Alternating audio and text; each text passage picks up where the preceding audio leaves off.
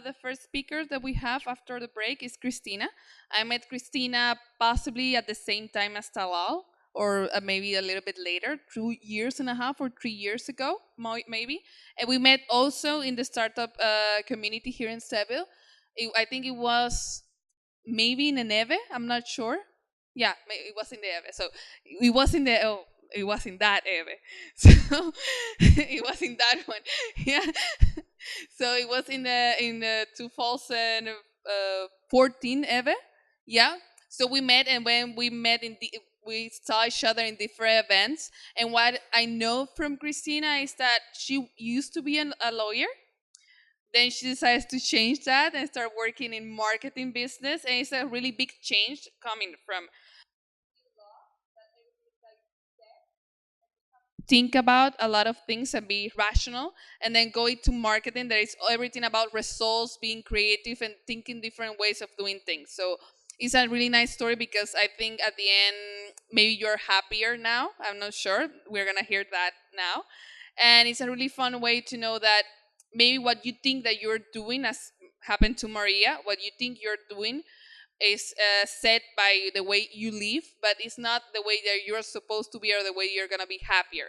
So I invite Christina to the stage to speak a little bit.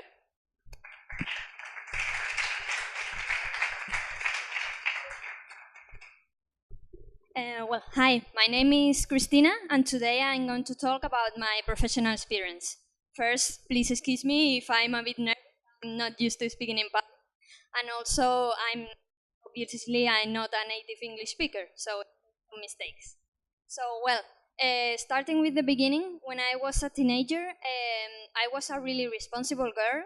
I had really good grades, but I lacked something that my other colleagues had, and I didn't. A passion, something to want to be when you grow up. I didn't have that. So I remember my last year of high school. I talked to the career advisor there, and she was very fond of me, as most of my teachers were, and she advised me to do not one but 2 degrees. The reasoning was because I was doing really well in economy subject, so she thought I could do business administration degree and combine it with law. Because in that way, that will open a lot of multiple career paths for me, so I didn't have to make a decision of what I wanted to be in that moment. I think that maybe that was a mistake back then, but well, that's what happened. And when I started, surprisingly, I found out that the most interesting subjects for me were the law-related ones, and not the business administration. The reason, because the first courses of business administration were all about math, and I hated it. And the law subjects were all about reasoning and analyzing, and that was something that I was naturally good at. So by the end of the second course of my degrees, I ended up failing like 7 out of 12 subjects, most of them related to math, of course. And I had a really bad time. So I thought, well, I will quit business administration and keep on studying just law. What was my father's answer when he said that? He said that a law degree was a ticket to the unemployment office. So he said that he would not allow it, and he would turn off the money tap and if I quit business administration. Although his reasons for making me quit not quit business administration were completely wrong, but I'm glad I actually managed to finish them, because once you end all the ugly subjects, you get to the really good ones, like marketing, commercial management, etc. So I finally managed to get my 2 degrees, and I was happy with it. But did I know what I wanted to be? Not yet. I had like two options. One of them was consulting.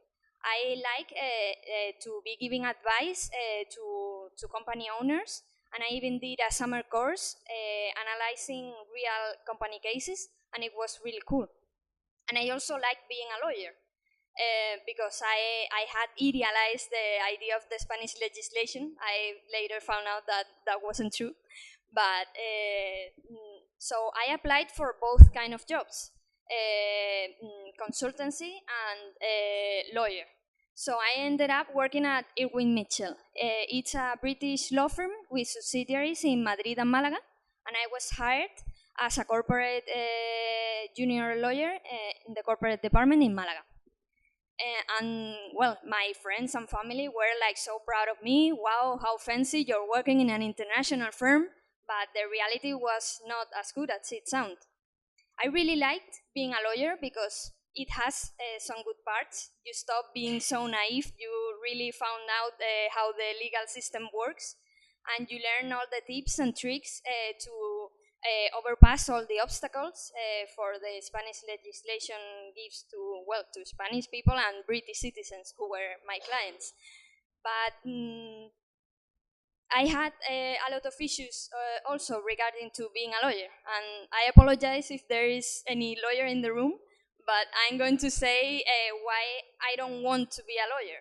First of all, because lawyers are quite a bit aggressive, and they are ready to do whatever it takes to get their way, even if it's illegal or it's not good. And I have been forced to do some nasty things when I was working, was not ready to do that. And also, lawyers are really self-centered. They disregard every person who asks help of other people because they think, oh, well, if you're asking for help, it's because you don't know how to do it. And I don't want to live in a world where you can collaborate with each other. And well, maybe you are thinking, well, you ended up in a bad firm. Maybe you could have tried your luck in some other firm or set up your own firm. But there were a lot of other aspects that made me quit my job. For example, I was alone in Malaga. All my friends were in Malaga, in Sevilla and Algeciras. And also, I had a really terrible boss. And that is obviously not a reason to quit a job. I could have confronted him, but all the mixture of all those things made me quit my job. And by that time, I saw a video of Steve Jobs during his commencement address in Stanford, and that made me a click in my mind. Like he said that if you face yourself to the mirror and ask yourself every day, is this how you want to live every day? And if you keep saying no over and over again, it's because you have to change. And I realized that I was not happy with what I'm doing, so I finally decided to quit.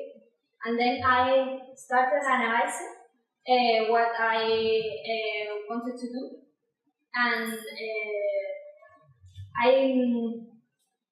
I thought that the best thing that I had was that I wanted to help clients. When I was working as a lawyer, I helped a lot of British clients who had no idea of the British legislation.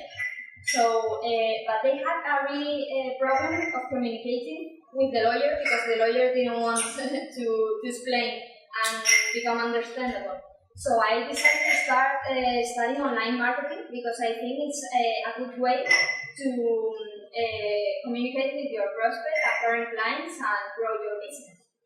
And right now, well, I have been working like 2 years as a freelance. I started knowing all the entrepreneur environment in Seville. That really changed my mind because I met, for example, a girl who introduced me to the co-working spaces here in Sevilla. And it's like a different environment to work in. You don't have that negative vibe that you get from other work where the colleagues have problems with each other and arguments. In there, they have no connection whatsoever between them, so they just collaborate and help each other and share the premises. And in these years, I have struggled a lot because being a freelancer is not easy either. I have struggled getting new clients, in setting the expectations of the client correctly, and But, well, I can finally say that I can support myself with my job, and the most important thing is that I'm happy. So, well, as a conclusion, you have to, in this talk, you ask that if you can share your wisdom with the people, what would you say? I think I'm really young to be giving people lectures, but the three things that I learned about my experience was the first one, that it's not necessary to have a degree to enter the job market. Most of the skills I learned were I learned by working, and mostly in online courses and not in the university. The second one is that your job is a place where you will spend nearly half of your life. So don't waste your time making yourself miserable just to get a paycheck.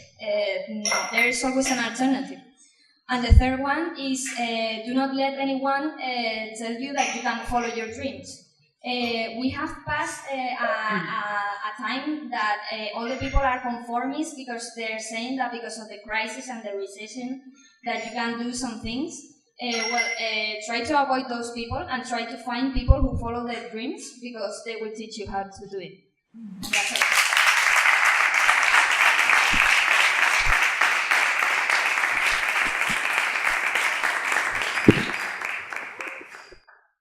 Wow, she did it on time. It's incredible. Yeah, it's like 1 minute left, so that's really nice. And it's really good to hear your story because at the end it's like that. It's like you spend half of your life or half of your day working, so it's supposed to be something that you like. So right now you're working a co-working space. If one of the people here want to get in touch with you, how can they do it? Well, I have my own website is cristinasimon.es, and I am also active on Facebook and Twitter. And well, I have left some cards there if you want to. That's really Take good them. because at the end in marketing, like right now, almost everything is forbidden or is illegal. So having someone that is a marketing and lawyer is really good for you. Like, am I breaking the law with this web page? Am I breaking the law selling this pesto without any indication that it's good for people? Yo intenté vender pesto una vez por internet. No, no funciona. Pero era que lo hacíamos en casa y fue de ¿por qué no creamos una web para eso? Hasta que una abogada nos dijo, eso es ilegal y los pueden llevar a la cárcel si alguien se enferma. Y fue de adiós web. Pero entonces, bueno, podemos hablar en español un poco también. Entonces, tu web es cristinasimon.es. Sí. Perfecto. Entonces, algo muy gracioso de Cristina es que durante un corto tiempo trabajamos en la misma oficina y fue interesante decir, verte trabajar, que eres muy profesional y tomas muy en serio tu trabajo. Y muchas gracias por aceptar venir. Entonces.